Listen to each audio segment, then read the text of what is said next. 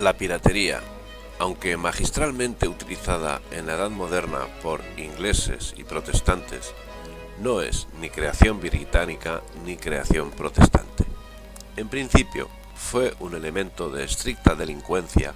que actuaba en perjuicio de todos y en beneficio exclusivo de los propios delincuentes, y su existencia se remonta al principio de los tiempos. Pero no vamos a hacer una historia de la piratería. No es ni de lejos nuestro objetivo, por lo que no vamos a hacer mención a otros asuntos que los directamente ligados a la piratería llevada a cabo en los siglos XVI, XVII y XVIII, y tampoco vamos a abarcar todo el ámbito de la actuación de la piratería en este periodo, sino exclusivamente aquellas actuaciones que tuvieron una relación directa con las Españas y, en concreto, en el ámbito estricto de las que dependían administrativamente del Virreinato del Perú. Centrados en lo que vamos a tratar, encontramos que, entre otras posibilidades, podemos analizar si el fenómeno guardaba un aspecto ideológico religioso que, dado por sobreentendido en el caso de la actuación del Tribunal de la Santa Inquisición, no parece a priori suficientemente claro que la misma circunstancia pueda aplicarse en el caso de los piratas. Pero, ¿tenían los piratas un principio de actuación ideológico religioso? ¿O acaso actuaban en el puro ámbito de la estricta delincuencia desarrollada por Inglaterra, Holanda y Francia? Vamos a intentar desentrañar el asunto. Señala Gianandrea Nelli que, entre las primeras pruebas de la gravedad que la relación entre piratería y protestantismo representaba para España, encontramos la Real Cédula de 10 de julio de 1561, en la cual Felipe II formalizaba la existencia del sistema de las flotas y al mismo tiempo autorizaba y exhortaba a su comandante, Pedro Menéndez de Avilés, a ahorcar sistemáticamente a todos los piratas sospechosos de ser luteranos. El 25 de enero de 1569, Felipe II ordenó el establecimiento de los tribunales de la Inquisición de Lima y México, y en septiembre de 1571 el inquisidor general Pedro Moya de Contreras llegaba a México. El primer auto de fe mexicano tuvo lugar en 1574 y prácticamente todos los condenados en él eran piratas ingleses y franceses capturados en las costas de Yucatán y Centroamérica. En principio, parece que ciertamente había relación entre piratería y luteranismo, pero por supuesto no se trata sino de una cita marginal,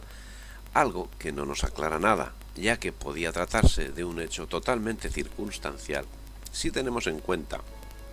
que el luteranismo estaba triunfante en los reinos de los que los piratas aprehendidos eran naturales. Puede tratarse ciertamente de una concepción estrictamente española en una monarquía que llevaba décadas enfrascada en Europa en una guerra de religión que enfrentaba no solo a España, sino al catolicismo, con las violentas acciones de los reformados. Es lógico, pues, que para la corona se tratase de un elemento esencial a tener en cuenta. Por lo tanto, y como señala Ruth Magali, la introducción del luteranismo en los territorios de la monarquía hispánica es una sustancial razón de Estado. Esta batalla se desarrolla principalmente en el Atlántico. El comercio, el contrabando, la piratería y el corso son vehículos de penetración de ideas heréticas y de planteamientos políticos y subversivos. En consecuencia, por todas las razones expuestas y por la coyuntura político-religiosa, se hace absolutamente necesario el establecimiento de tribunales inquisitoriales en Lima y en México. Seguimos en el camino de confirmar la más inocente de las sospechas, por la cual el protestantismo intentaba entrar en América, sí, pero ¿por qué no de una forma natural, transmitido por el sentimiento de aquellos que lo portaban? Esta idea puede incluso verse fortalecida cuando nos fijamos en las actuaciones de los piratas,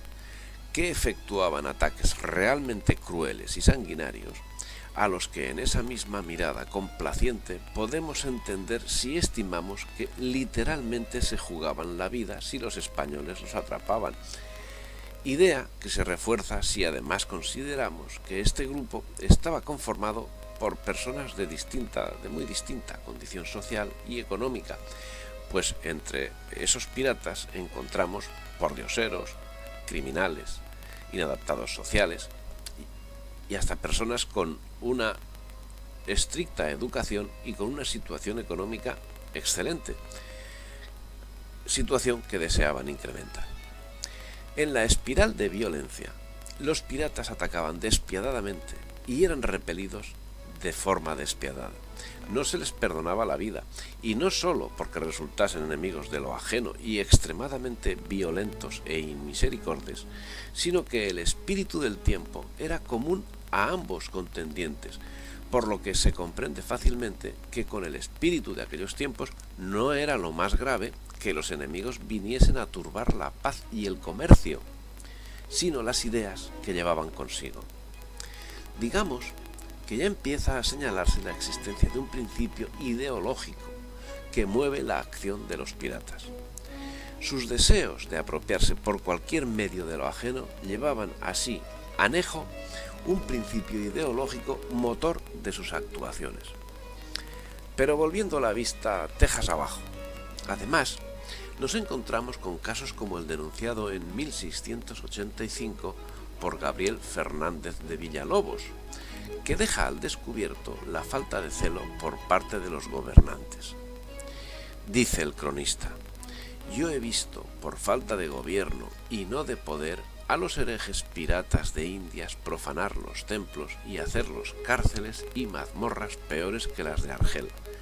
pues éstas solo sirven a los cautivos de calabozos, pero los templos en las Indias, en donde vuestra majestad es patrono, dedicados a Dios, sirven de establos y lugares aún más inmundos. Las mujeres, viudas, doncellas y casadas, violadas y deshonradas en el templo a vista de sus maridos y padres.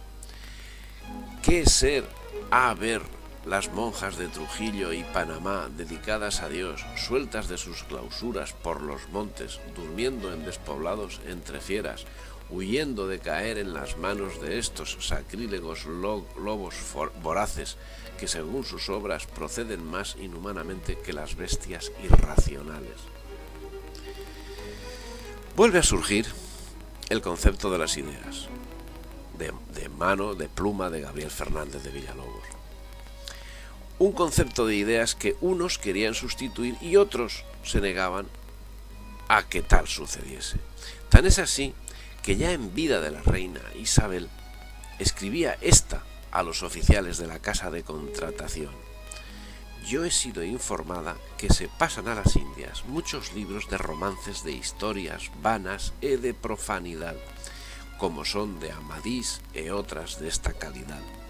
porque este es mal ejercicio para los indios, cosa en que no es bien que se ocupen ni lean. Por ende, yo vos mando que de aquí adelante no consintáis ni deis lugar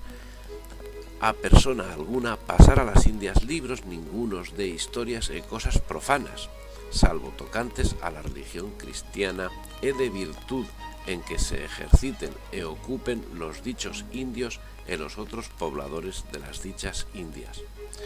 Cuestión que fue atendida también en el reinado de Carlos I y de Felipe II, en el sentido de impedir que viajasen a América moros, judíos, protestantes y personas reconciliados por la Inquisición.